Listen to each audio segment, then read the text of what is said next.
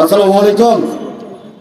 দীর্ঘ 17 বছর শেখ হাসিনা যেই দেশ ভাগ করে টিকেছিল সেই দেশ ভারত আমাদের বন্ধু রাষ্ট্র নামে পরিচিত।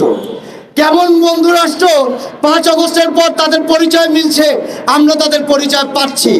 পশ্চিমবঙ্গ থেকে দেখি দাদারা বলে যে বাংলাদেশের মানুষকে মেডিকেল ভিসা দিবে না, এইটা দিবে না, সেটা দিবে না। আরে ভারত তো ঠিক আছে, বাংলাদেশের উচ্ছিষ্টকে।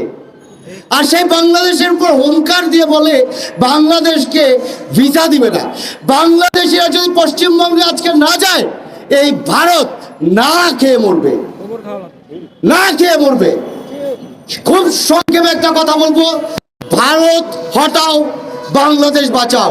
আর এই ভারত হটাতে হবে বাংলাদেশের আনাচে কানাচে, যেখানে ভারতীয় দালাল বাহিনী দীর্ঘ 15 বছর শেখ হাসিনা সৃষ্টি করে গেছে, সেই সকল মেকানিজম, সেই সকল ভারতীয় দালালদেরকে সচিবালয় থেকে শুরু করে সরকারি মন্ত্রণালয় থেকে শুরু করে সেই সকল দালালদেরকে একদম শেকড় সহকারে উৎখাত করতে হবে, যারা এখন পর্যন্ত উপদেষ্টা মণ্ডলীদের মাঝখানে আছে। সুতরাং এতটুকুই বলবো, ভারত হটাও, বাংলাদেশ বাঁচাও, ভারত হটাও, বাংলাদেশ বাঁচাও।